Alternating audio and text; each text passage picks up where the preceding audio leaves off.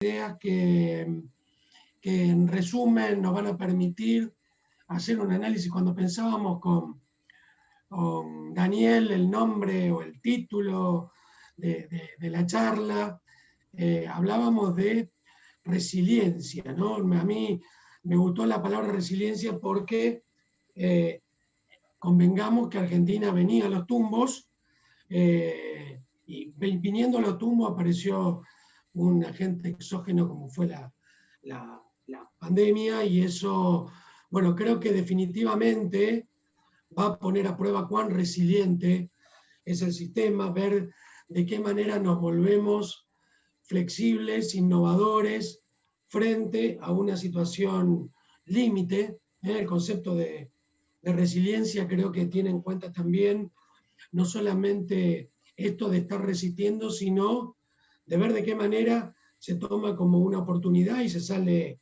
fortalecido. Es por eso que, bueno, la intención es analizar de manera conjunta.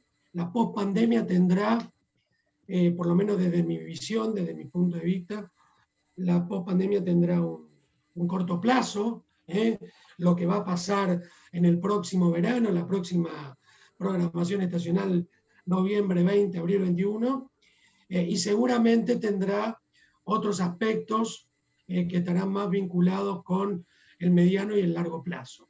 Sería muy bueno, ya que vamos a ver, o por lo menos desde mi humilde visión, es una buena oportunidad para cambiar unas cuantas cosas, para modificar, para adecuar, para reinventar algunas cuestiones vinculadas a la industria eléctrica argentina. Bueno, aprovechar justamente para que los cambios que se hagan no incluyan solamente el corto plazo, sino que también lo hagan mirando el mediano y el largo plazo. ¿Por qué no? ¿Por qué no?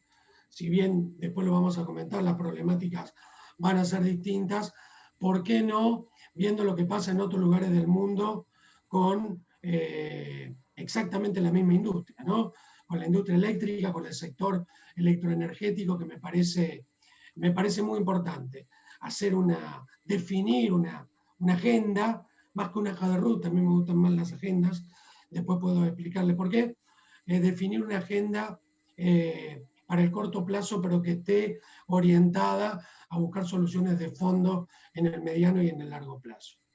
Es en ese contexto que lo ordenando un poco en mi cabeza de qué manera hacer la presentación, lo ordené un poco pensando en que va a ser muy difícil poder analizar la pospandemia en el corto, mediano y largo plazo si efectivamente no tenemos un diagnóstico, un estado de situación, una coyuntura que nos sirva de base, que nos sirva para tener información, datos, indicadores respecto de cuál es el estado actual, ¿no? Es como el diagnóstico que hace un médico en términos de un montón de análisis y de estudios para decir, bueno, las acciones deberían venir más o menos por este lado, ¿no? Bueno, un poco así va a estar dividida esta charla, un diagnóstico y un estado de situación, ver en pocos títulos cuál es la coyuntura macroeconómica. Yo en algún lugar, en algún momento,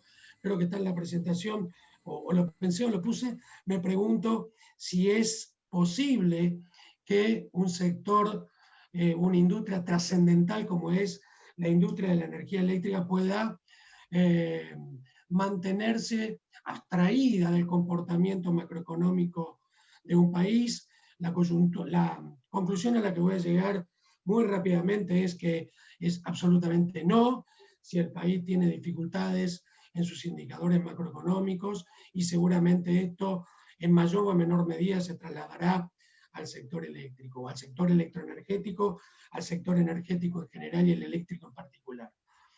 Después, ensayar algunos comentarios respecto del escenario post-pandemia y obviamente, como corresponde, hacer algunas conclusiones.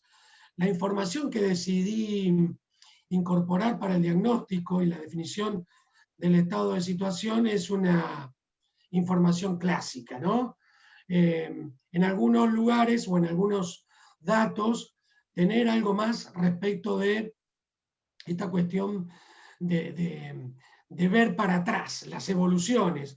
Decir que esta información tiene un corte a julio del 2020, es por eso que se ve claramente cómo la energía en julio del 2020 mostraba valores comparados con los años anteriores drásticamente menores, y tiene que ver obviamente con la coyuntura que impone la pandemia, más allá de los problemas estructurales que muestra presenta la macroeconomía.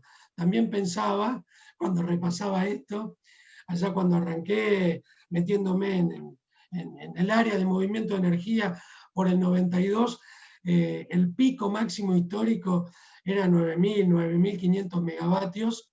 Estamos en el 2020 y no hemos podido superar el pico en potencia de 26.320 megas, como lo dice ahí abajo, el 8 de febrero del 18, con esto que se da desde el 2008-2009, que los picos ya no son picos nocturnos, sino que son picos en horas de la tarde, ¿no? Todo lo que tiene que ver con el aire acondicionado, el confort que nos ha cambiado a partir de mediados de la primera década de los 2000.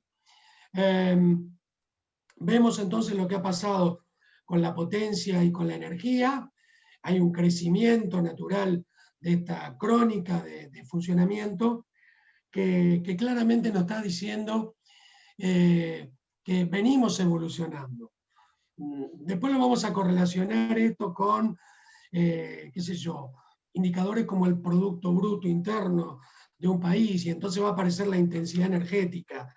Y vamos a ver que en el mediano plazo, en el escenario post-pandemia, sería muy interesante incorporar toda una política concreta en cuanto a eficiencia energética, por cuanto debemos tratar de que ese indicador, que es la intensidad energética, es cuánta energía necesito para producir una unidad de producto bruto, una unidad de riqueza por parte de una economía, debería mostrar una disminución, claramente, ¿no? Y eso se logra solamente no en escenarios business as usual, sino en escenarios donde efectivamente se toman políticas activas respecto a este tema. Esto en cuanto a demanda de energía, hay toda una gran cuestión de lo que va a pasar el próximo verano, en virtud de cómo se siga desarrollando este tema de la pandemia. Personalmente, estuve analizando las declaraciones que hemos hecho los agentes del MEM. En promedio, creo que los distribuidores dijimos 2,5 negativo, los grandes usuarios más de un 3. Sin embargo, en potencia, creo que los escenarios son llegar a 27.000, casi 28.000 megas, y que por suerte las crónicas que analiza Camesa en su programación estacional, creo que algo así casi como en el 99% de los escenarios analizados, el sistema no va a mostrar dificultades para cubrir ese pico de demanda. Después vamos a ver qué pasa en los otros segmentos de la cadena, ¿verdad? Pero eso sería más o menos lo previsto para el próximo verano, fundamentalmente por el condicionamiento que va a imponer la pandemia. Ya comparando un poco más, en un muestreo un poco menor, en lo que pasó en el 2018 y 2019, se ve claramente cómo tanto en potencia como en energía, el mes de abril, que fue cuando empezamos con esto del ASPO, y donde se cumplía a rajatabla, se cumplía con un nivel de acatamiento mucho mayor al que estamos haciendo ahora. Yo muchas veces escucho decir que hay que terminar con esto de la cuarentena, y la verdad es que acá en Rosario en mayo los restaurantes ya estaban abiertos. No desconozco que hay muchas actividades que aún siguen estando con problemas, pero debemos reconocer, y creo que los valores de potencia y de energía sí lo están mostrando. Hay muchas, el grueso de las actividades efectivamente han ido en estos meses restituyéndose. tanto en potencia como en energía, comparando con los años anteriores. En potencia vemos que el mes de julio fue prácticamente coincidente, y en energía estuvo ahí en un promedio entre el 18 y el 19, todavía sin hacer consideraciones respecto de los aspectos macroeconómicos, ¿no? Esto hay que mirarlo con una desestacionalización por temperatura y también con la influencia que está teniendo las sucesivas o los sucesivos años en donde se sostiene una recesión económica concreta. Cuando lo analizamos, porque si vamos a tomar posición respecto de algunas cuestiones de lo que va a pasar en la pospandemia, bueno, surgen estas cuestiones, ¿no? Cuando yo lo analizo, lo estudio, el problema desde el punto de vista de los segmentos. Y claramente vemos cómo en abril cae respecto de los promedios de los meses anteriores, respecto de todo el 19 y todo el 18, empieza a recuperarse en lo que tiene que ver con la industria y el comercio grande, lo que son para nosotros generales mayores de 300 kilowatts, no residenciales, los comerciales, que también muestran una recuperación aún todavía por debajo de los promedios históricos, y la gran novedad es la demanda residencial, que respecto de los anteriores muestra que efectivamente la gente permanece mucho más tiempo en sus hogares, en sus viviendas, haciendo actividades que se condigan más con las imposiciones que desde el punto de vista de los estados nacionales, provinciales, o estado nacional, los estados provinciales y municipales, respecto de qué comportamiento social debemos tener, muestra las claras. La gente se ha quedado más en casa, y eso claramente ha mostrado, por lo menos en estos meses, desde abril, mayo, junio, julio, que la demanda mensual por tipo de usuario, específicamente los residenciales, muestran claramente esta cuestión del crecimiento. Ahora, escuchamos permanentemente, ¿no? Qué nivel de afectación está teniendo en la macroeconomía, es o cuido la salud, o cuido la economía, o cuido la economía y no. Variedad de alternativas que ya si en el mundo hay 200 países, bueno, creo que los 200 países deben haber tomado alguna estrategia distinta en ese sentido. Pero claramente, todo lo que tiene que ver con los rubros de alimentación, comercio, servicios, con distintos porcentajes, pero interanualmente han mostrado claramente una caída. Desde industria de la alimentación y artículos de consumo masivo, el sector de servicios públicos y transporte, yendo al sector industrial, lo que hace o lo que afecta a la industria textil.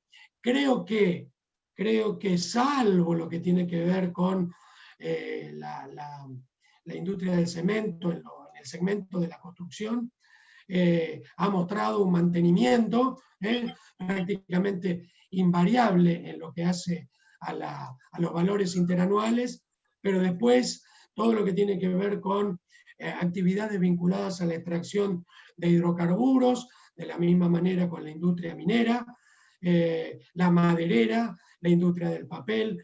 No hay un solo segmento en grandes rasgos, lo que son. Si no me escuchan bien, les pido un favor, que si pueden silenciarlos, mutearse.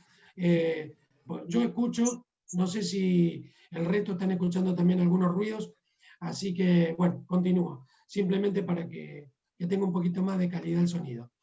Decía entonces que, sin entrar en los porcentajes desagregados de cada una de las actividades, claramente la flecha muestra que en todos los aspectos, en todos los rubros, o en la gran mayoría de ellos, hemos tenido una involución desde el punto de vista del crecimiento y de la actividad.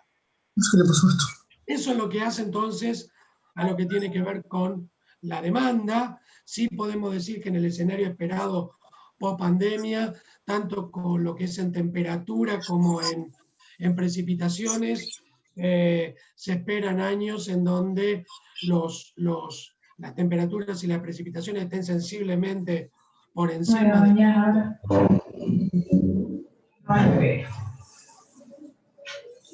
Alguien que por favor me haga la gauchada de mutearse. Yendo entonces a ver de qué manera le vamos a dar cobertura a la demanda, fijémonos en qué potencia instalada está teniendo Argentina en este momento. La curva azul muestra la potencia máxima, los 26.300 y pico del mes de febrero del 2018, y vemos claramente que ha habido un crecimiento y que ese crecimiento ha ido acompañándose también del incremento de la potencia instalada. Fundamentalmente, vemos que hay un mantenimiento bastante marcado en lo que tiene que ver con lo hidroeléctrico. Lo nuclear también se ha mantenido, salvo las variaciones que pueden tener las Atucha 1, Atucha 2 y embalse en función de algún mantenimiento, algún revamping, alguna extensión de vida.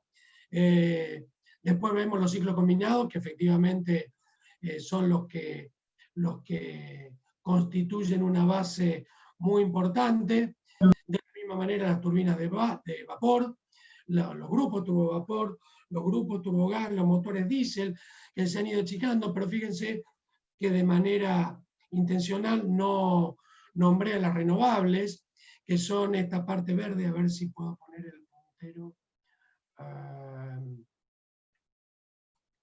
Esta parte verde que está acá, que ha ido creciendo a modo de cuña y que ha empujado los megavatios instalados en Argentina.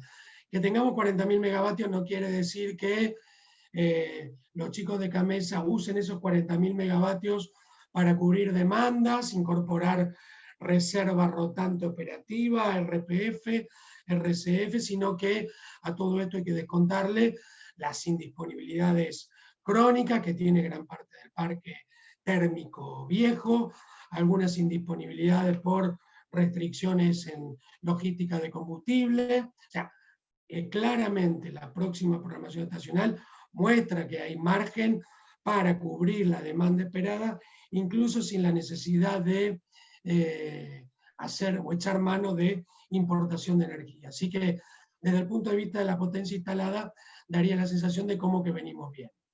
En cuanto a la energía, si bien ya lo mencionamos, esto es desagregar un poco lo que habíamos visto en el primer gráfico, desde el 2003 al 2020, son más o menos un promedio los últimos años entre 120 y 130.000 gigawatts hora anuales. Ya vamos a ver cuál es la proyección esperada para el cierre del 2020. Pero bueno, esto es el modo en el que efectivamente, agregando todas las tecnologías, la suma de todas las centrales hidro, todo lo térmico, las 3 nucleares, bueno, así se va conformando un histograma de la generación anual de los últimos 17 o 18 años en la República Argentina. Si lo agregué mensualmente, ¿por qué? Bueno, porque claramente en lo mensual aparecen tanto los picos de verano como los picos de invierno, bastante marcados, y se ve también como en los meses de septiembre, octubre, en algunos mayo, aparecen los meses en donde los valores de generación en gigawatt hora muestran claramente una disminución, que es cuando la gente de coordinación de mantenimiento sale a tratar de calzar todo lo que pueda justamente en esos meses para asegurarse de tener reserva de cara a lo que van a ser los meses de mayor exigencia. Básicamente, porque cuando vayamos a algunas acciones vamos a hablar de redefinir en ciertos aspectos en el corto, mediano y largo plazo cuál es la matriz de generación. Argentina está teniendo entre térmico, convencional y nuclear más de un 60% de toda su generación está apalancada en el sector térmico, 28-30% lo que tiene que ver con hidroelectricidad, y después entre importación y renovable, que después vamos a ver venimos un poquito atrasados respecto de lo que son las metas que fija la 27191, pero que nos van de alguna manera mostrando un sendero, un camino. La palabra sendero la voy a volver a utilizar sobre el final, porque creo que es justamente lo que deberíamos elaborar, un sendero de previsibilidad en un montón de cuestiones, ¿no? En definitiva, todo se va a circunscribir finalmente a aquellas cuestiones que nos permitan acompañar el crecimiento y el desarrollo económico de la República Argentina con ninguna otra cosa que no sea con infraestructura eficiente, de calidad, económica, que garantice la continuidad del suministro. Vemos también un poco los niveles de importación y exportación. Creo que esta es claramente una materia pendiente en la República Argentina. La integración, si bien ha mejorado, el grueso de esa integración que permite flujo de intercambio con países vecinos está fuertemente apalancado en lo que tiene que ver con las centrales binacionales, más que con lo que son hoy intercambios de oportunidad, y que sería muy bueno que se transformaran en contratos de mediano y largo plazo para justamente el fomento, primero con la mayor penetración de renovables, hacer todos los estudios que nos permitan correlacionar la disminución del viento en provincia de Buenos Aires, con factores de carga espectaculares como lo que tienen las centrales eólicas del sudeste de Buenos Aires, con qué sé yo, no sé, los niveles de radiación que tiene el norte grande de Chile, y por qué no en esa circunstancia estar importando, para tratar de marginar con unos cuantos dólares menos. Lo mismo con los intercambios de oportunidad que estamos viendo con Uruguay. Bueno, correlacionar lo renovable en Argentina con las cuencas hidroeléctricas del sur de Brasil, para ver que efectivamente le doy previsibilidad al despacho y a una garantía de alguna manera de que no me voy a quedar sin energía para la satisfacción de la demanda, pero con previsibilidad. Si vamos a la generación térmica y la desmenuzamos, ese 60-61%, apalancado en 75% de ciclos combinados, creo que es lo que permite que tengamos unos rendimientos calóricos promedios en Argentina bastante buenos, que siempre se pueden mejorar, pero 1.600 kilocalorías por kilowatt hora o 1.700 creo que es razonable. Deberíamos seguir trabajando para tratar de mejorarlo, pero creo que con el parque térmico que tenemos es bastante bueno. Bueno, la generación térmica obviamente apalancada o descansando sobre el principal combustible, que es el gas natural. Ahí vemos los comparativos con 2018 y 2019 en lo que hace a los consumos.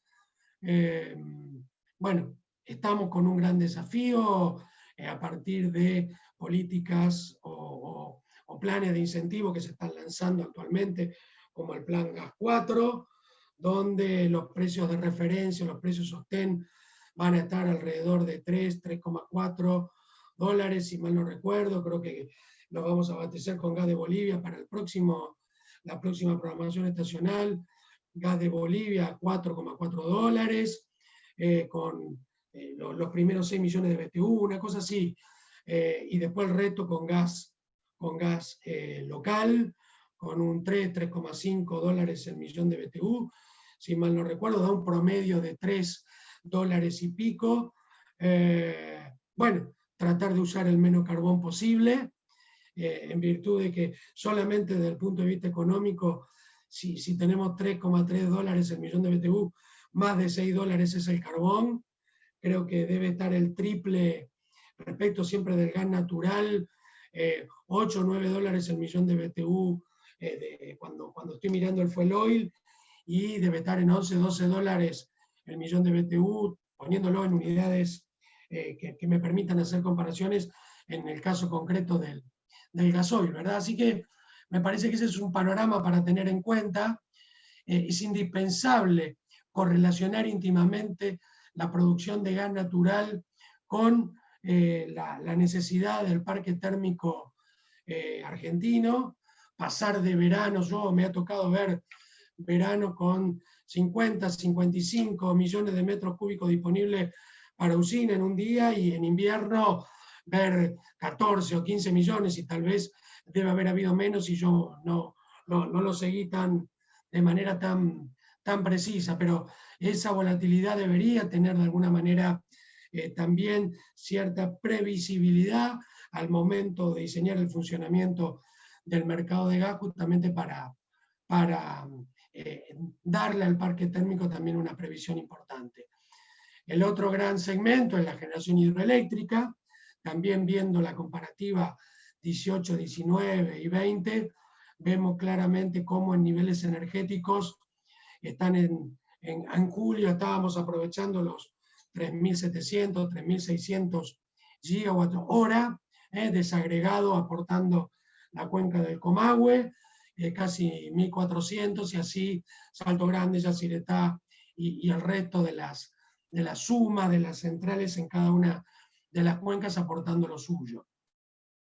Cuando voy a lo renovable, veo con mucho agrado y con mucho beneplácito el crecimiento que viene mostrando, ¿sí? Fundamentalmente el eólico, que es lo que vemos en lila, en la parte, vemos en la base, creo que es la biomasa, después viene el eólico con un salto muy importante, el hidro renovable, que para Gamesa son las centrales menores a 50 megas, el crecimiento del solar fotovoltaico, también del biogás, y qué porcentaje ha representado esto. Estamos alrededor del 8%, puede ser que haya habido algún poquito más en cuanto a el porcentaje de participación instantáneo de la penetración de renovables en la matriz, perdón, en energía, no en potencia, en energía.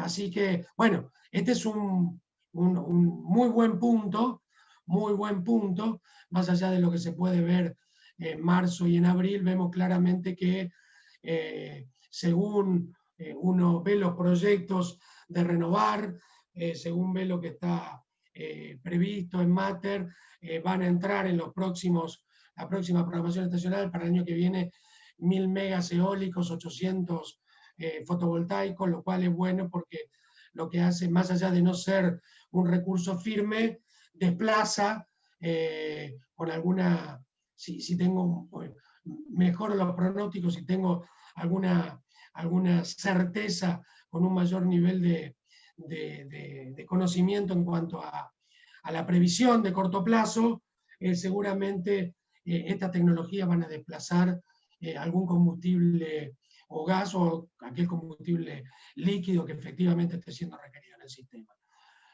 Las metas de la 27191, bueno, ese 8% del 18 creo que lo estamos alcanzando ahora, y la distribución, el 80% en julio del 2020 de lo que había en términos de la tecnología, estamos aproximadamente en ese 80% que estamos viendo en el gráfico de torta ese a la derecha de la imagen. Obviamente, esa generación, desde el punto de vista del despacho, tiene una base bien marcada en lo que hace a todo lo que son bioenergías, promedio del hidráulico, también renovable, menor a 50 megas, que es lo que yo estoy viendo marrón, y ojalá ustedes vean iguales, toda la parte lila, que es lo que está por encima, que es el eólico, y sobresale obviamente en las horas de producción todo lo que tiene que ver con el fotovoltaico, metiendo aproximadamente esos 1.400 o 1.500 megavatios en los picos, en los que se superpone la gran producción eólica con el fotovoltaico propiamente dicho. Bueno, la comparación en las crónicas con 2018 y 2019, veo que en el solar, a pesar a ver, el solar se ve por encima del 18 y del 19 fundamentalmente por la incorporación de nuevas tecnologías. No descarto que pueda haber habido una mayor utilización de esos recursos en cuanto a la energía. Claramente se ve en el eólico, claramente se ve en el biogás, no así en el hidrorenovable, sí en la biomasa. Quiere decir que en los 4 o 5 segmentos más importantes de lo renovable, estamos viendo que a pesar, parece ser como que las renovables en estas tecnologías se han mostrado de alguna manera no inmunes al efecto de la pandemia. Para terminar con el diagnóstico, 2 o 3 diapositivas más, que es el histograma de lo que es el precio monómico, muy difícil de calcular en otra moneda que no sea dólares, llevarlo a moneda constante para efectivamente poder tener una comparación respecto de la evolución de los últimos 15 o 20 años. Para la próxima programación estacional estamos sensiblemente por debajo de esos 61 dólares, creo que algo así como 55 o 56 dólares será el precio monómico que está viendo CAMESA en la programación estacional. A julio del 2020, o sea, para la programación de invierno, el precio sancionado fue 2.192.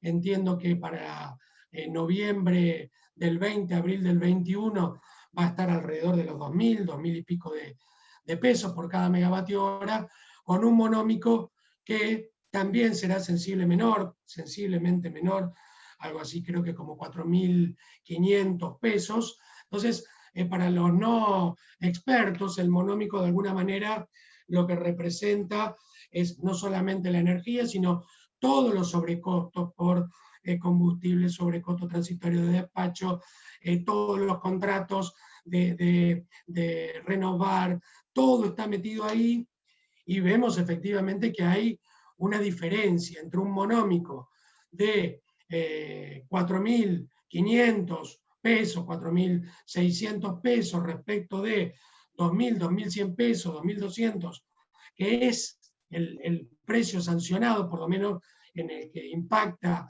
para todo lo que tiene que ver con la demanda de la distribución, muestra claramente un salto muy importante, un gap muy importante que no me lleva a mirar otra cosa que no sea la evolución de los subsidios. ¿Está bien? Las previsiones por cómo viene evolucionando según ASAP, según CAMESA, según Secretaría de Energía, pinta como que el sector electroenergético, y digo electroenergético porque de 5.000 millones de dólares de subsidios que vamos a tener hacia fines del 2020, prácticamente creo que de esos 5.000 millones de dólares, el Tesoro agarra, o la Secretaría dispone que 4.800 vayan directamente para CAMESA de manera tal de cumplir con las obligaciones que se tienen con los generadores. Y esto muestra esto, ¿no? Que a pesar de la demanda y a pesar de que las evoluciones de los combustibles que hemos tenido como impacto de la pandemia respecto del 2020 no muestra claramente que la cantidad de millones en subsidios vayan a caer drásticamente. La diferencia entre el monómico y el estacional para el segmento residencial muestra claramente o explica claramente gran parte de las erogaciones en subsidios en la que tiene que incurrir el Tesoro Nacional. Esto, que me llevó más o menos unas 20 o 25 minutos, son los indicadores a partir de los cuales voy a comentarles algunas ideas, algunas realidades, algo que se puede mensurar, y algunas cuestiones que no conforman ninguna otra cosa que no sean escenarios o previsiones de lo que nos depara la pospandemia. En cuanto a la coyuntura macroeconómica, yo no soy economista, soy electricista, soy hincha, soy un aficionado a estas cuestiones económicas, al principio un poco forzado por la profesión, y cuando uno empieza a entender y agarrarle el gustito, creo que efectivamente es una ciencia social apasionante. ¿Qué tenemos para decir de la macroeconomía? que lo esperado es una clara disminución del PBI, algunos dicen del 7%, otros dicen del 10, del 12%, una caída muy importante en el PBI.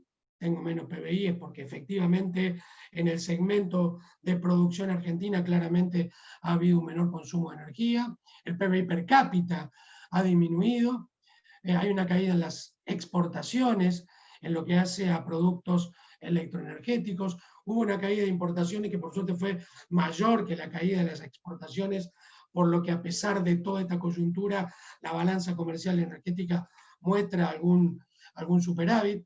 Yendo estrictamente a otras variables económicas tal vez menos duras, a ver, tremendamente dura, es la caída del desempleo, claramente eso afecta a las variables macroeconómicas, hay una caída del consumo privado, 7-8%, esto es lo que de alguna manera se está indicando en las previsiones de consultoras privadas y de algunas que han sido contratadas por Secretaría de Energía respecto de tener alguna previsión. Y esto nos pone ¿dónde? Nos pone que la población argentina sufre de pobreza energética. ¿Qué quiere decir esto? O gran parte de la población argentina sufre de pobreza energética. Y que la familia dedica más del 10% de sus ingresos a tratar de pagar la factura de energía o de los energéticos que utiliza para calefaccionarse, iluminarse, cocinarse. Y es un punto muy importante, ¿no? Esto que tiene que ver como el primer nexo en el impacto del problema grave de la macroeconomía trasladado al sector energético. El impacto en el MEM, a ver, ¿qué margen hay para que con toda esta cuestión de todos estos indicadores coyunturales de la macroeconomía yo pueda trasladar los costos reales a tarifa? Es muy difícil. ¿Qué margen hay? Tengo muy pocos grados de libertad para trasladar los mayores costos que imponen tarifas congeladas en una macroeconomía fuertemente inflacionaria. Entonces, ahí naturalmente se produce una primera dificultad. Restricciones fiscales para subsidiar, claramente lo estamos viendo con las variaciones que tiene el tipo de cambio en términos de el peso que tiene, la cantidad de pesos circulantes respecto de la reserva de dólares. No hay, como en otras épocas, margen para avanzar en una política de subsidio. No le tengo miedo a la política de subsidio. Creo que tienen el problema de la inclusión y la exclusión. ¿Sí? Se cometen errores de inclusión y exclusión. El gran desafío en la pospandemia será no cometer errores en la inclusión o exclusión de subsidios para que justamente aquellas familias afectadas de esta cuestión de la pobreza energética tengan acceso a niveles de subsidio que le permitan transitar esto tratando de no estar por debajo de la línea de la pobreza. La alta inflación con tarifas congeladas, como lo mencioné, la volatilidad del tipo de cambio, gran parte de las actividades, de las infraestructuras que requiere el sector energético tienen que ver o se explican en gran parte con el tipo de cambio, el riesgo país, que es fundamental. Cuando yo voy a buscar en banca multilateral internacional un crédito para apalancar obras de infraestructura y veo que Argentina tiene, no lo vi últimamente, pero tengo en la cabeza 1.200 puntos de riesgo país Argentina, 300 puntos de riesgo país Brasil, 180 puntos de riesgo país Uruguay, Chile. Creo que salvo Venezuela, que debe tener como 30.000 puntos de riesgo país, después seguimos nosotros. Y eso se traduce en que la tasa de lo poco que nos prestan, seguramente va a ser una tasa que va a hacer que los proyectos no encuentren el financiamiento necesario para garantizar la efectividad del desarrollo de ese proyecto. Bueno, lo que acabo de mencionar, esa dificultad para conseguir el financiamiento y la ruptura de la cadena de pagos. Leía en algún titular de algún matutino de Buenos Aires que Argentina había incurrido en la gran paradoja. Ni las empresas eléctricas tenían posibilidad de pagar de manera completa la factura de energía, ¿no? Bueno, esto de la ruptura de la cadena de pago, digamos, es una cuestión muy importante. La morosidad, salir a buscar el modo en el que no los clientes o usuarios formales de la red pasen a ser informales, por esta cuestión y esta dificultad de poder avanzar en la concreción del pago de la factura. Todo esto claramente son obstáculos para el desarrollo del sector en los próximos años. Estos son claramente obstáculos, motivo por el cual la pregunta que nos hacemos es, con esta coyuntura macroeconómica, más el impacto de la pandemia, ¿cómo se recupera Argentina?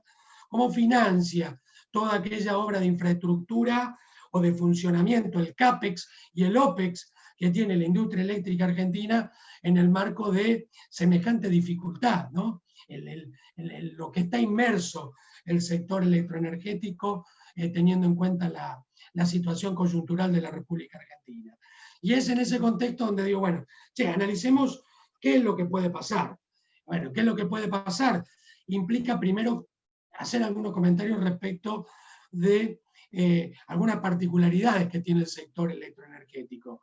Es un sector donde las inversiones son grandes, donde tienen tiempo de maduración muy importantes, donde requieren, y ahora más que nunca, de una planificación sólida. ¿Y por qué digo una planificación sólida? Porque si tenemos dificultades para financiar, si tenemos dificultades para llevar a concretar proyectos, no podemos equivocarnos, ¿sí? Las dificultades que tiene Gamesa para el despacho del renovable en la Patagonia, por cuando hay momentos en donde empiezan a aparecer saturaciones, a tal punto que hay que ir a ver este tema de casi subastar las prioridades de despacho, ¿no? Bueno, todas estas cuestiones que solamente las hacemos nosotros porque somos de una creatividad, una inventiva fenomenal, pero estas características del sector electroenergético deben ser tenidas en cuenta en lo que yo llamo esto de buscar soluciones urgentes, sin dejar de ver el mediano y el largo plazo. Creo que el escenario post-pandemia va a poner efectivamente a prueba la resiliencia del sector y es el motivo por el cual cuántas acciones, insisto, en instancias de corto, mediano y largo plazo. Ahora, yo voy a seguir punteando lo que escribí desde mi humilde punto de vista en esa presentación. Ahora, ¿cuáles son las prioridades de Argentina? Y la reducción de la pobreza creo que está no en el top one, es en el top recontra top, porque efectivamente lo que merecen los argentinos es una mejor calidad de vida y salir de esa circunstancia. Incluir socialmente a todos aquellos sectores que efectivamente están teniendo imposibilidades, como la pandemia nos muestra que casi la mitad de los argentinos no tienen acceso a Internet. ¿Está bien? Entonces, ¿cómo ver el futuro? ¿Cómo ver el futuro frente a semejante realidad? Y si hablábamos que macroeconómicamente hay proyecciones de que el desempleo va a superar largamente los 2 dígitos, 10, 12, 13, 14%, bueno, creo que sin generación de empleo también vamos a tener dificultades. Es en todo esto donde digo, generación de empleo, ¿podemos colaborar desde el sector electroenergético? Y creo que claramente.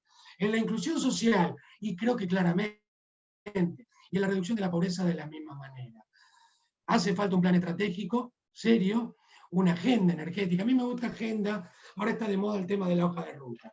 A mí me gusta la agenda porque tal cual como uno lo ve en una agenda, en la agenda de sus acciones, hay un punto de partida, uno programa un evento, ese evento puede implicar o no acciones, una reunión, yo digo la programo hoy, es para el miércoles de la semana que viene, y tengo que ir a esa reunión con todo esto. ¿Sí? Seguramente yo revisaré si llegué con todas las tareas hechas a esa reunión, si no llegué, habrá alguna acción de retroalimentación y de control para ver que efectivamente esto se corrija. Creo que un plan estratégico y una agenda energética como política de Estado debemos terminar con el cortoplacismo de le cambio los nombres a todos los programas, cambian las tasas a partir del año 4 porque seguramente este no va a estar o aquel va a estar.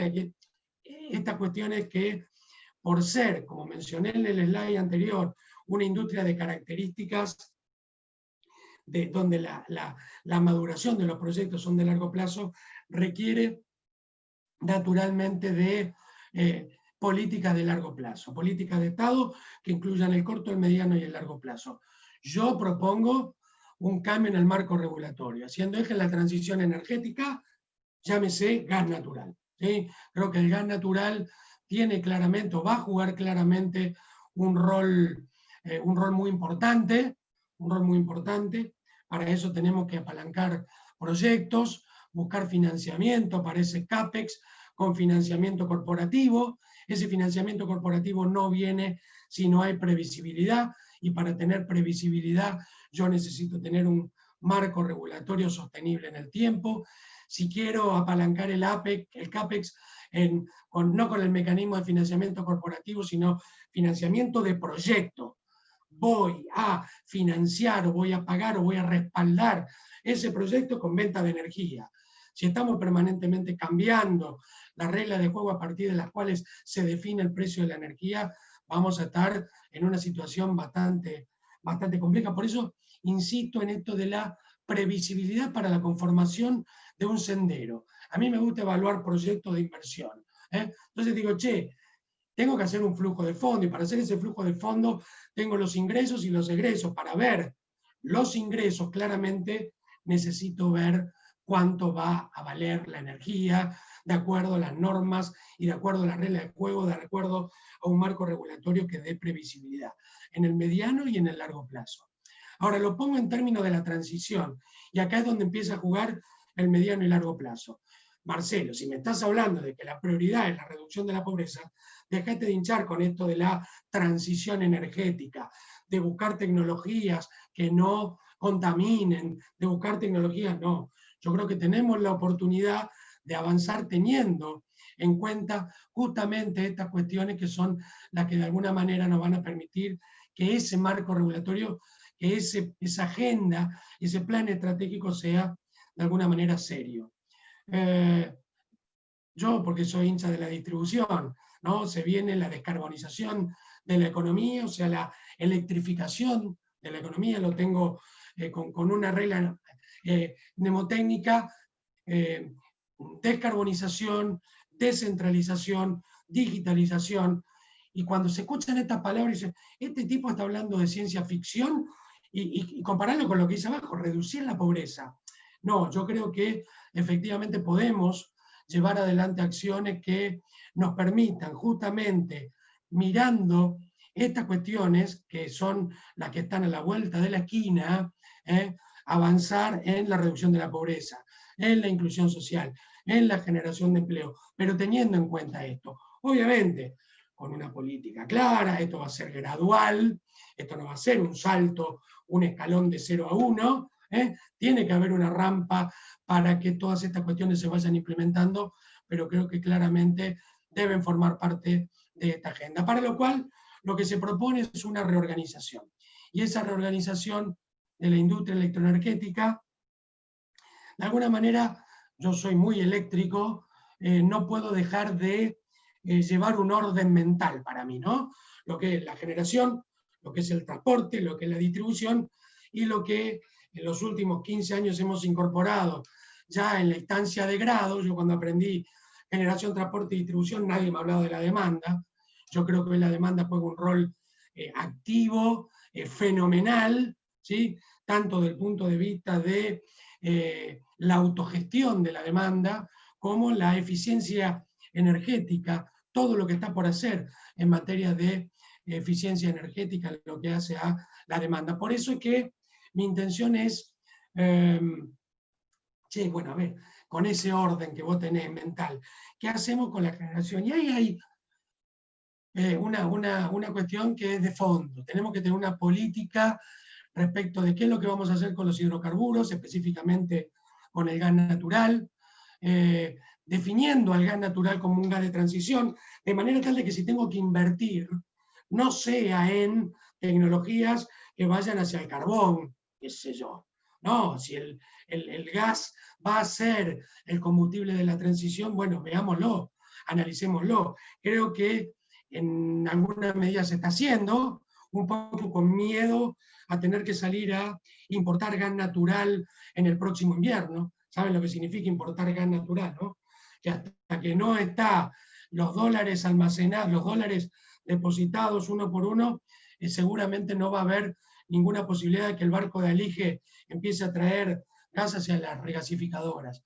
Bueno, el plan Gas 4 este que se lanzó tiene algunos puntos que son interesantes, imponiendo compromisos de inversión, donde va a haber algunos fondos de garantía, donde va a haber precios estímulos, que van a permitir de alguna manera dar esto, que yo estoy mencionando, que creo que es tan necesario, la previsibilidad. Y no podemos dejar de tener en cuenta que tenemos vaca muerta, ¿no? Todo el mundo, vean un estudio del DOE, el Department of Energy de Estados Unidos, dice, che, Argentina tiene la segunda reserva mundial, tiene para 100 y pico de años de gas, de reservas de gas. Yo lo que digo, y tengo que ser cuidadoso, porque a veces en un ámbito no tan relajado como este, uso la palabra reventar, ¿no? Y digo a veces reventar, reventemos el gas de vaca muerta, considerando el mercado interno, pero también la potencialidad que tiene vaca muerta en cuanto a el ingreso de divisas que potencialmente, si esto funciona más o menos bien, podría llegar a representar. ¿Y por qué lo planteo en este término de reventar? Porque en los próximos 100 años, el gas que no saqué de la formación vaca muerta va a quedar ahí, porque va a venir un vendaval de nuevas tecnologías que van a hacer que claramente el gas natural de vaca muerta nació en la roca madre, se quede en la roca madre, porque yo lo voy a estar reemplazando por hidrógeno, por un montón de otras tecnologías que vienen para quedarse, que son incipientes, que no son maduras, que hoy inundan el mundo de proyectos pilotos, pero que claramente vamos por ahí. Entonces, consideremos al gas natural como un gas para la transición y tengámoslo en cuenta al momento de definir un plan estratégico para el sector generación en la República Argentina.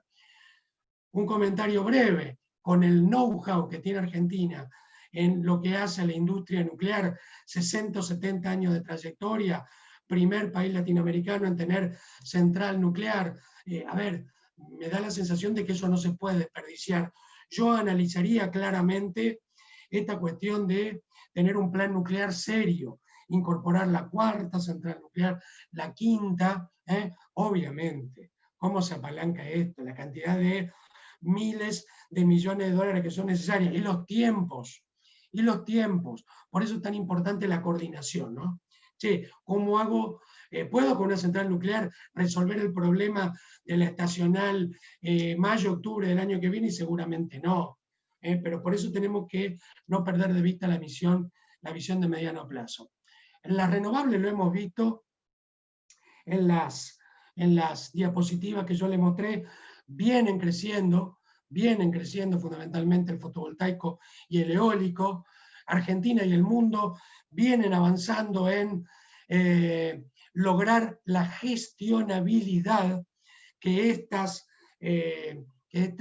tecnologías, fundamentalmente la eólica y la fotovoltaica, no tienen debido a la intermitencia. No quiero decirlo porque acabo de hablar de salir de la pobreza, ¿no? Pero en un marco regulatorio o en un plan estratégico no deberíamos dejar de ver tecnología de almacenamiento, correlación entre cuencas de renovables, hidroeléctricas con eólicas, con fotovoltaicas o con radiaciones solar en los países que conforman la región, para tener una infraestructura regional que permita la madurez de mercados, de intercambios que vayan hacia la contractualización.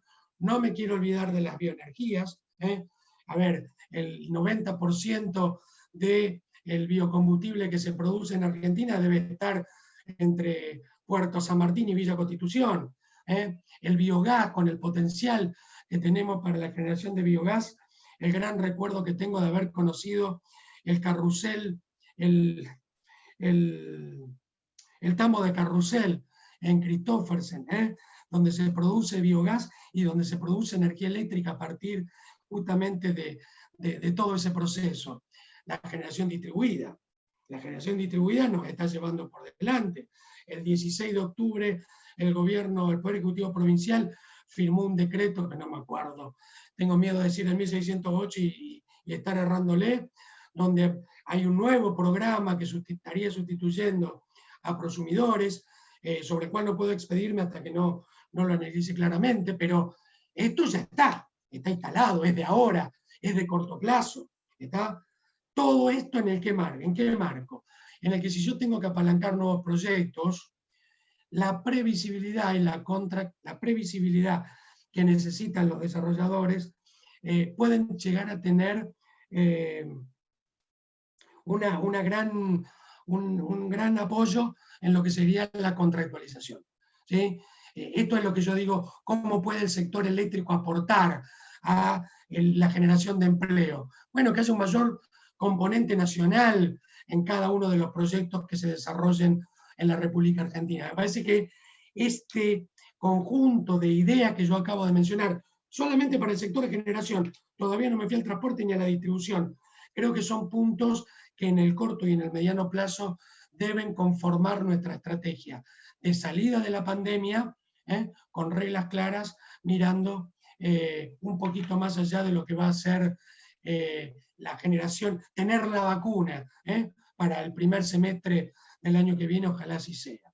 En lo que hace al sistema de transporte, bueno, la gran materia pendiente de la regulación argentina es la expansión, acabo de mencionarlo, ¿no? Un montón de proyectos en donde tenemos que ir a ver cuál es el modo en el que yo saturo, congestiono un corredor y entonces todo este mecanismo de las prioridades de despacho, que no son otra cosa que un sobrecosto, porque eso hay que poner una póliza de caución para decir, che, si no usé ese porcentaje del caño que estaba pensando usar, efectivamente alguien va a penalizarme. Bueno, hay que dar una revisión, un cambio drástico en todo lo que tiene que ver con el mecanismo de expansión del sistema de transporte, tener una política, un mecanismo de financiamiento.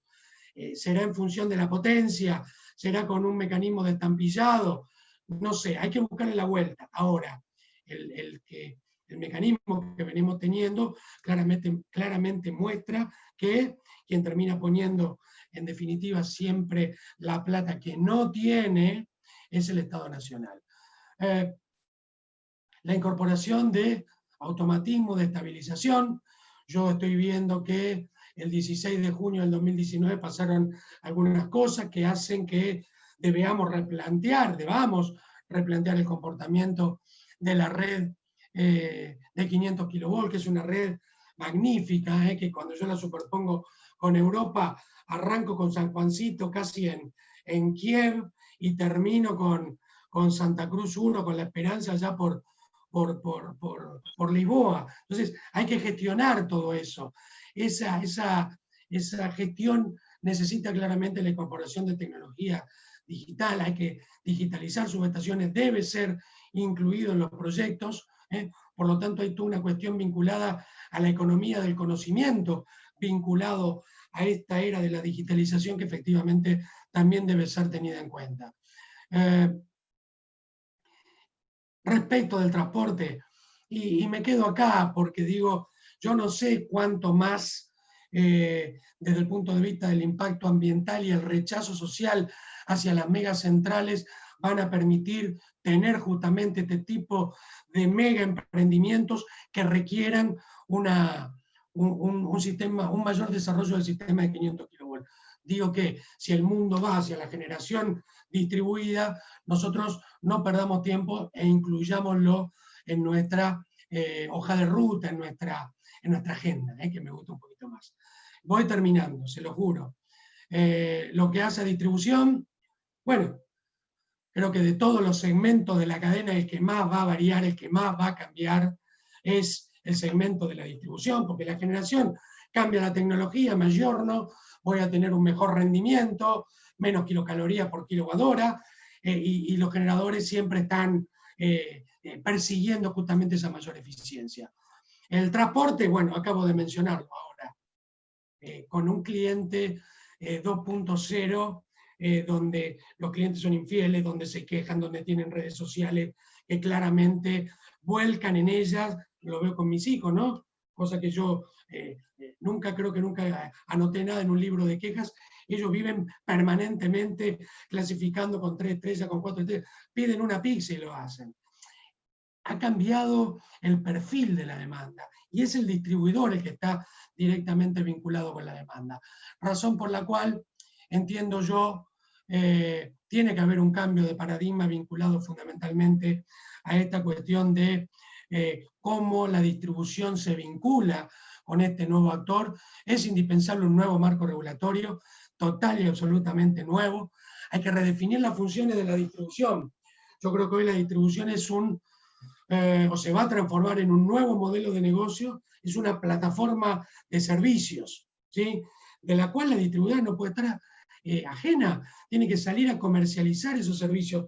Eficiencia energética, che, hay que hacer auditoría, cómo el distribuidor va a estar afuera, la electromovilidad, que en tanto y en cuanto Argentina se recupere, mi gran miedo es que se transforme en los aire acondicionados del 2008, y que si no está regulado, todo el mundo llegue de su casa, ni siquiera con el auto, con una motito eléctrica, y la enchufa a cualquier hora, cualquier día, generando lo que recuerdo que causó el aire acondicionado en el 2008.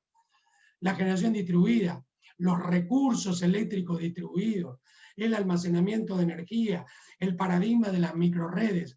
Creo que hay que ir hacia un nuevo marco regulatorio donde aparezcan claros incentivos a la calidad de servicio, porque los procesos industriales nuevos requieren de una mayor calidad de servicio. Es más, yo avanzaría hacia un sobrecumplimiento, incentivaría el sobrecumplimiento de los niveles de calidad de servicio hasta con un reconocimiento económico. ¿Por qué? Bueno, porque eso es lo que va a permitir que le dé gana al cliente 2.0 de autogestionarse, con smart meters, que el tipo sepa, yo por ejemplo hoy no voy a poner el lavarropa a las 7 de la tarde, porque sé que a las 7 de la tarde voy a tener una señal económica que voy a tener, mi teléfono lo dejé cargando, en un teléfono que me va a decir, che, ahora no, mirá que el precio de la energía es vamos a esperar otro momento. Tiene que haber una política destinada a la eficiencia, definir el rol que van a jugar las distribuidoras en cuanto a la promoción de esa eficiencia.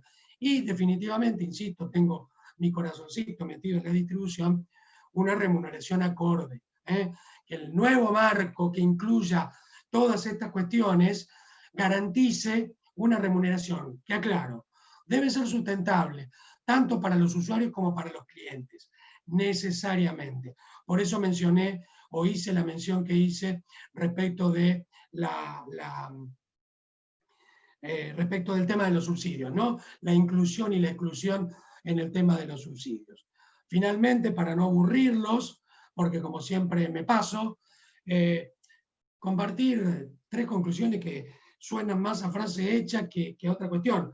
Luego de haber recorrido esto, creo que el escenario post-pandemia muestra claramente que vamos a tener que enfrentar una situación grave, muy compleja, de la cual, si se llamara Proyecto Fénix, para tratar de renacer de las cenizas de un modelo eléctrico, de un marco regulatorio eléctrico, de una coyuntura macroeconómica muy compleja, bueno, aprovechar todo esto que hoy está viendo el mundo para que justamente salgamos airosos, salgamos habiendo sido fortalecidos. Esa resiliencia del título no sea haber hecho el aguante, no haber aguantado. No solo aguantar, sino también aprovechar las oportunidades que genera haber puesto en crisis la coyuntura macroeconómica y la pandemia. Tenemos que tener una recuperación que sea sostenible en Argentina de una vez y para siempre, con las renovables, protegiendo el medio ambiente, no como se hizo en la Segunda Guerra Mundial. Había que salir de la coyuntura y si había que quemar carbón, el tema del dióxido de carbono en la atmósfera estaba en una segunda instancia, ¿no? Así que yo creo que tenemos que no descuidar estos puntos que parecen ser muy importantes. Y el gran secreto, si no, no lo estaríamos hablando. ¿Cómo apalancar la infraestructura? Todo esto se desarrolla, el cambio en la matriz, para un proyecto de matriz mucho más resiliente a cambios ambientales, en cuanto a cambios en que me tocó un año extra seco y las cuencas están muy secas, incorporando lo nacional, mucho más de lo nacional, metiéndole la economía del conocimiento a la planificación, a identificar y elegir cuáles son los proyectos que efectivamente nos van a permitir ser resilientes, no solo aguantando, sino también creciendo, habiendo aprovechado la oportunidad que nos dio la pandemia.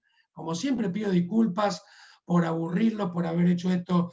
Tengo el relojito acá y veo que me extendí un poco más, tal cual como lo hago habitualmente, así que, bueno, quedo a disposición, Daniel, pedirte disculpas a vos porque me extendí un poquito de más, pero bueno, quedo a disposición de las toneladas de preguntas que seguramente pueden haber surgido de cara a alguna cuestión que no haya dejado claramente explicada. No, Marcelo, al contrario, agradecerte a nosotros muchísimo, ha sido muy ilustrativo, muy didáctico, como siempre, tus palabras, tus charlas. Y antes de pasar a las preguntas, les cuento una intimidad. Cuando organizamos la primera charla del ciclo, que fue sobre petróleo, yo envié las invitaciones y al toque me contesta Marcelo y me dice, vamos a dar la misma charla sobre electricidad. O sea que en realidad esta charla, o el tema de esta charla y todo nació de él, así que eso le agradecemos muchísimo desde ya, Marcelo, la buena predisposición de sumarte a este posgrado, ¿no? Y otra cosa, déjame decirle, pero muchas de las preguntas que seguramente quedaron planteadas, a los chicos que están haciendo el posgrado se les vamos a ir respondiendo a medida que vayan cursando, ¿no? Porque básicamente lo que se trata es, el posgrado es justamente todo lo que planteaste, partiendo desde lo que es la compra de energía con todas sus regulaciones hasta el uso eficiente de energía dentro de cada uno de los establecimientos. Así que seguramente allí van a estar. Bueno, yo te paso algunas preguntas que nos hicieron y a medida, si alguien quiere hacer otra pregunta, levanta la mano o las envía como quieran. Pero una pregunta que nos dicen es, en cuanto a la eficiencia energética, ¿cuál es la barrera más importante que detecta para que las empresas intensivas, energéticamente o no, encaren procesos de gestión energética? Mirá, yo creo que si hay una barrera hoy, a ver, tenemos que dividirlo por segmentos, ¿no? La industria se comporta de una manera muy en consonancia con todo lo que sean políticas de eficiencia. Creo que tal vez hay mucho camino para recorrer en el segmento comercial industrial. Yo no dejo de sorprenderme cuando veo que con motivo de la pandemia, de cara al verano, se dice, che, usen el aire acondicionado, pero dejen puertas y ventanas abiertas. Entonces yo, claro, me vuelvo loco porque digo, qué pobrecita la red, lo que le espera a la red en caso de que vayamos por adoptar alguna de estas medidas, ¿no? Creo que hay una barrera que tiene que ver con una política de concientización absoluta, formal, que atraviese desde las instancias de formación como esta, pero yo me iría a la primaria, a la secundaria, a los estamentos de grado. Eficiencia energética debería ser efectivamente una materia que en todas las instancias permita ver transmisión de calor, construcción sustentable, todo lo que de alguna manera haga que yo use un amper menos. La eficiencia, no hay megavatio mejor utilizado que aquel que no fue necesario producir. Está de manera tal de que creo que la concientización atraviesa todos los segmentos, obviamente en un marco de 50% de pobreza hay muchos que van a decir yo quiero, pero no puedo.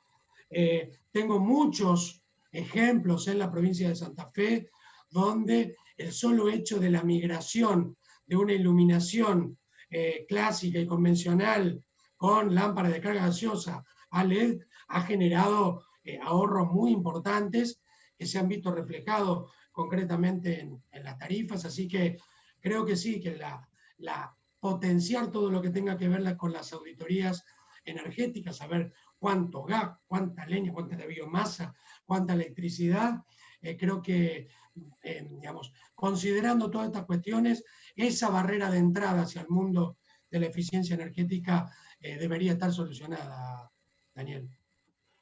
Estamos.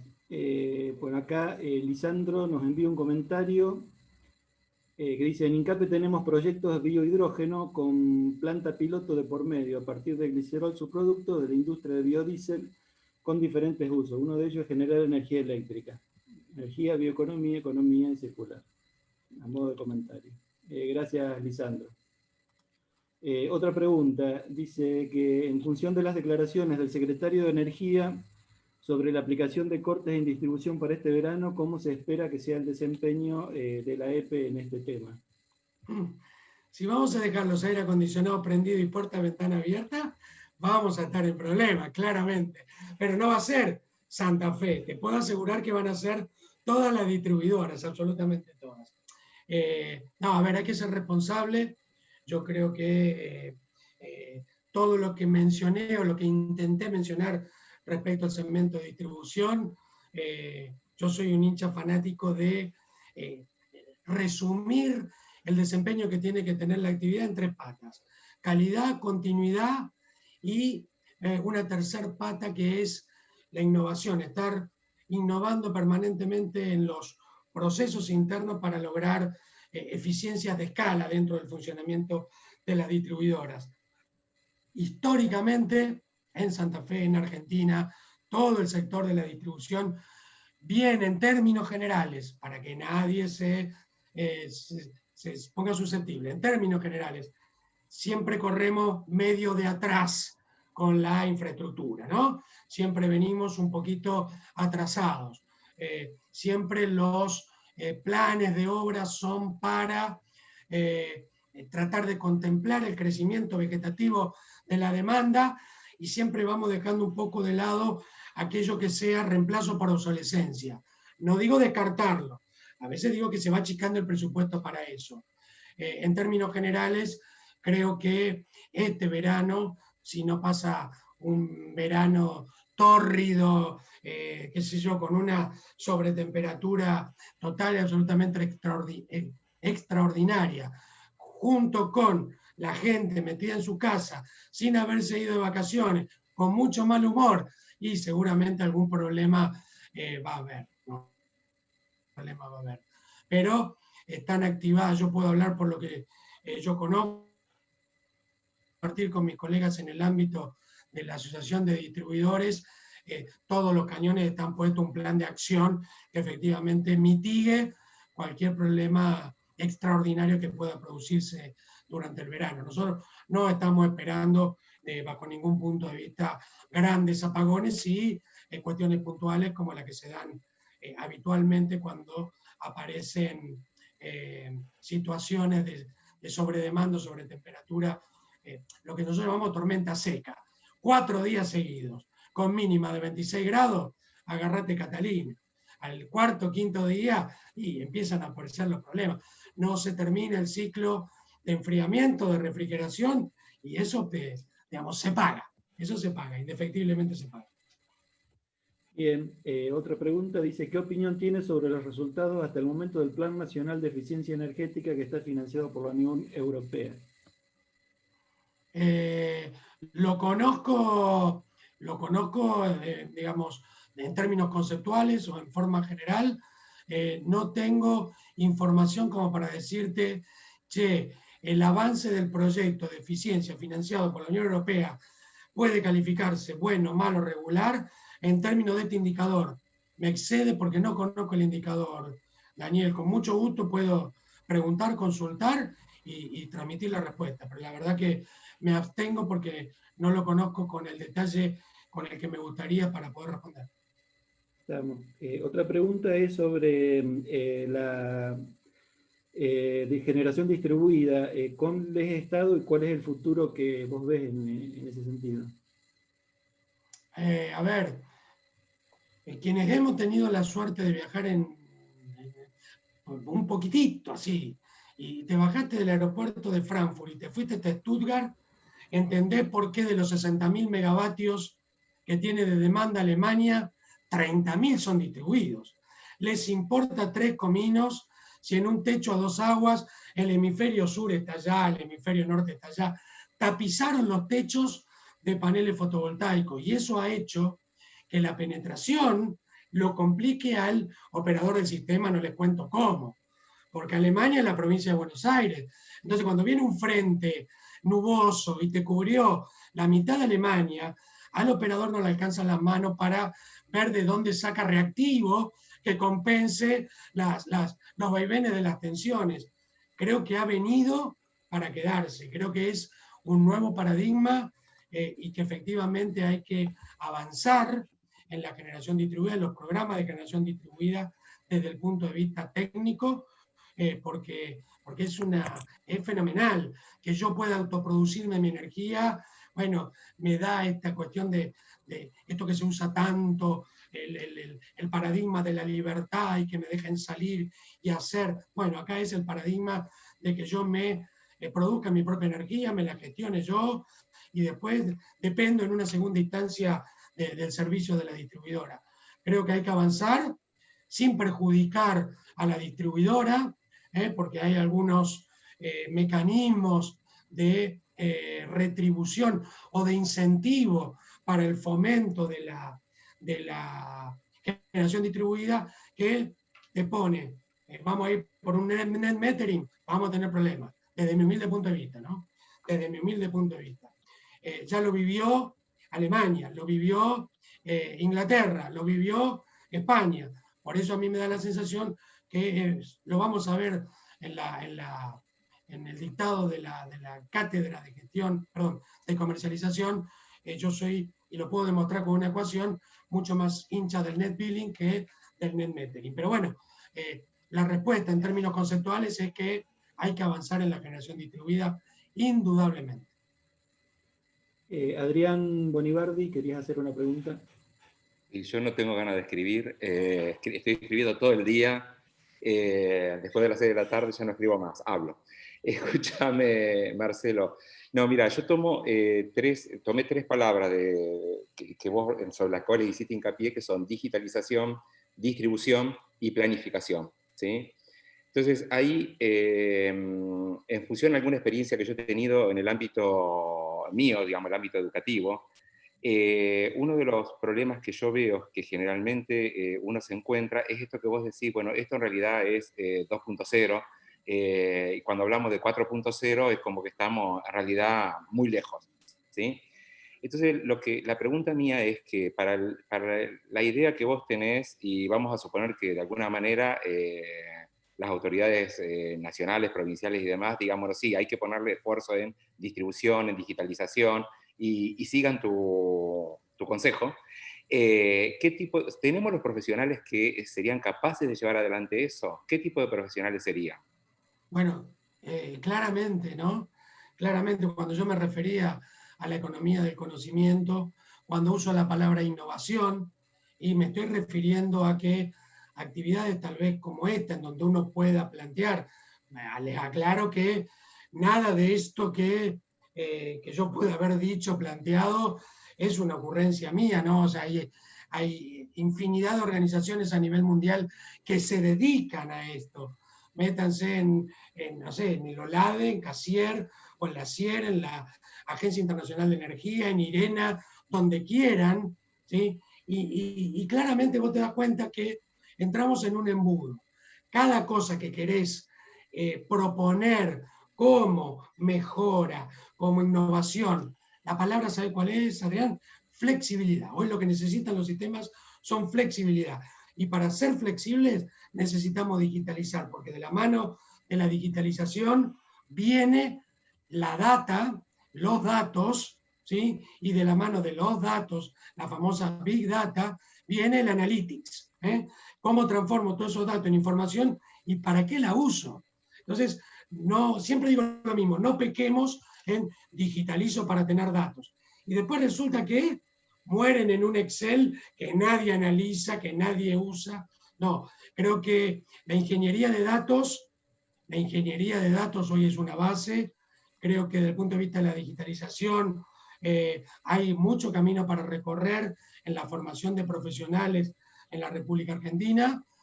Así como nos pasó con la pandemia, que vimos primero lo que pasó en Europa, bueno, veamos cómo en otros lugares del mundo se procedió a formar profesionales que permitan no solo la digitalización, el mundo de la energía cambia constantemente. Ese cambio tiene que estar o tiene que ser llevado adelante por profesionales.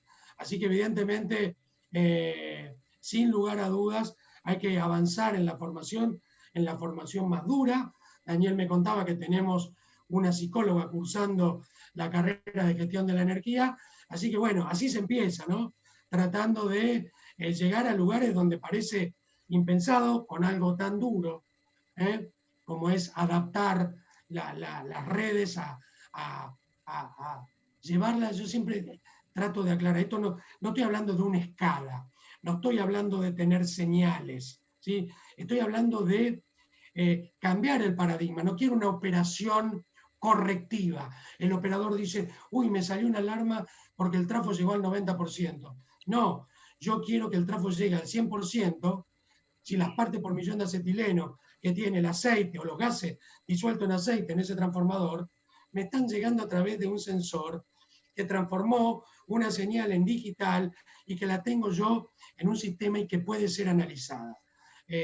Creo que sí, que hay un camino muy importante para recorrer y que debemos formar profesionales. Adrián es un nicho en el cual te tenés que poner a trabajar junto con Daniel, porque creo que hay mucho por hacer en ese sentido.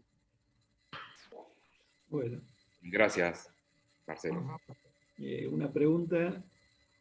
Víctor dice, de acuerdo a lo comentado sobre generación renovable distribuida, ¿qué señal económica se espera que la Administración Provincial de Santa Fe para seducirlo a futuros prosumidores? Sinceramente no vi el nuevo decreto, sé que el programa se llama ERA, Energía Renovable para el Ambiente, o una cosa así.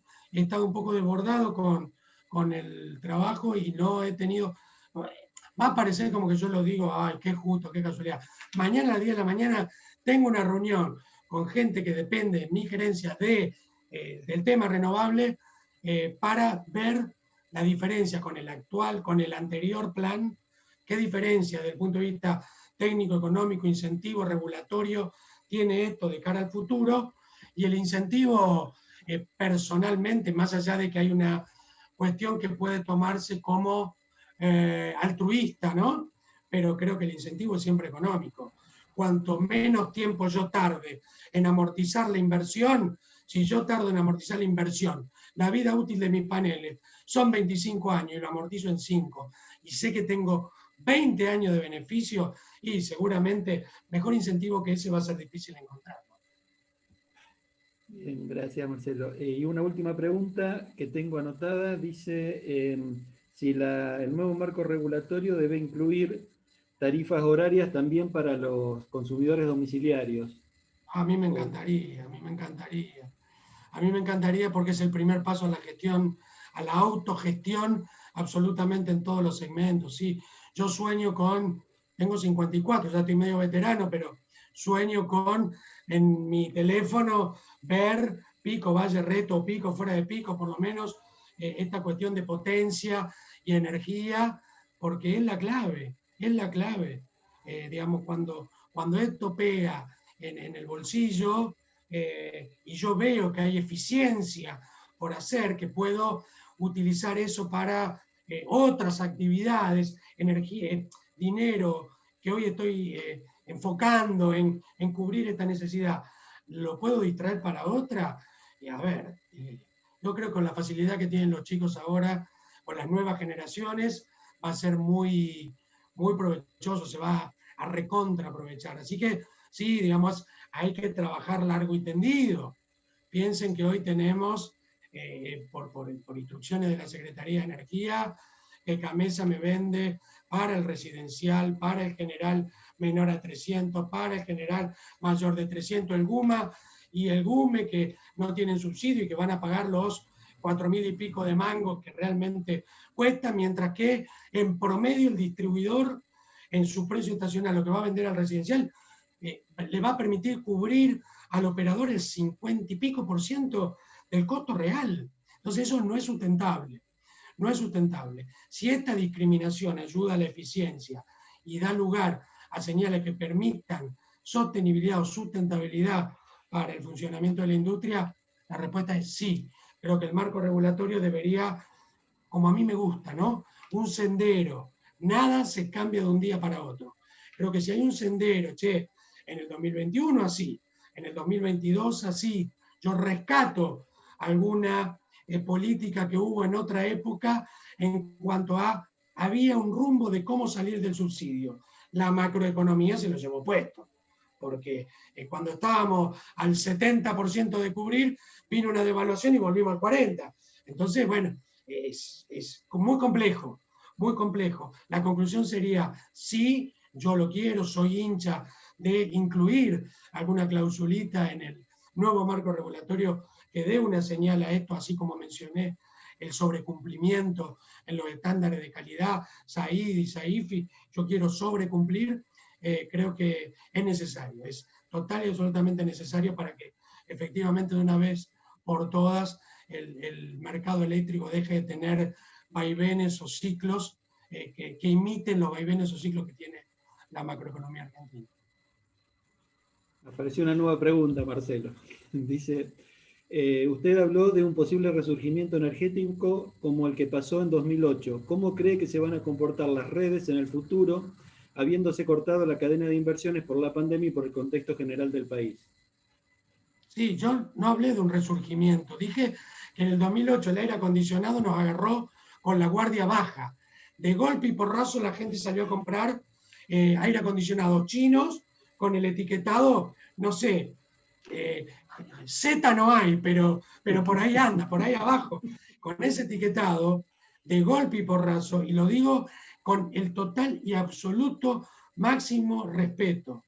En los barrios sociales, ¿quién veía un aire acondicionado? ¿Quién lo veía? Yo en mi casa materna, paterna, había un aire acondicionado y cuando hacía calor con mi hermana agarrábamos la almohada y nos íbamos a dormir en la pieza de mi papá. Era un aire acondicionado para toda la casa. Hoy en los barrios sociales, no 1, 3, 4, está mal, está fantástico, porque la gente merece vivir bien. Digo que el país va a rebotar en cuanto a su desarrollo, por lo menos eso es lo que yo espero, o con la B, o con la pipa de Nike, quiero que ahora se usa poner escenarios de así caí y así vamos a crecer, no importa la pendiente con la que mejoremos. Digo, estemos preparados, como bien dice la pregunta, con la infraestructura necesaria para que cuando empiecen las motitos eléctricas, para cuando empiece algún loco el auto eléctrico a tener una mayor penetración, porque económicamente esto constituye una alternativa, no nos agarre sin regulación. El tipo llega a las 2 de la tarde y lo enchufe qué sé yo, el 22 de diciembre, 41 grados a la sombra, y a las 2 de la tarde me enchufa el auto en la casa. Te imaginas, pobrecita, la red. No hay resiliencia que valga. Por eso es tan importante educar, y para poder educar hay que hacerlo sobre la base de reglas claras, reglas de juego. La regla de juego es, va a haber un incentivo para que aquellos usuarios de electromovilidad carguen en una instalación que tendrá que estar desde el punto de vista de seguridad homologada, ¿sí? Y desde el punto de vista técnico y económico, preparada para que efectivamente el impacto que tuvo en el 2008 el aire no lo tenga la electromovilidad no sé cuándo. Ojalá tuviéramos un desarrollo explosivo y fuera el año que viene. Argentina está difícil, así que digo, como la planificación es en el mediano y largo plazo, simplemente no lo perdamos de vista. Bien, no hay más preguntas. Marcelo, agradecerte nuevamente por la buena predisposición, como siempre, muy claro como siempre. Agradecerles a todos los que participaron y bueno, nos veremos en una próxima charla que seguramente organizaremos en el marco del posgrado de Gestión de la Energía de la Facultad. Gracias a todos. Simplemente agradecerte, Daniel, para mí es un gusto. Por ahí está mi dirección de correo electrónico o cualquier pregunta, duda que surja, o a través de Daniel o directamente ya vieron que cuando no sé, no hablo. O por lo menos cuando tengo dudas respecto a la pregunta. Yo estoy a disposición de ustedes. Muchísimas gracias. Bien, gracias a todos. Chao, gracias Marcelo. Al contrario, gracias Daniel. Chao. Chao, Darío, chao, Cristian. Chao, Nos vemos. Rosana. Chao. Chao, gracias. Saludos a todos. Chao, Hasta chao. luego. Gracias. Gracias, nos estamos viendo. Chao, buenas noches. Chao, Chao, Eugenia. hasta luego. Chao. Adiós, adiós.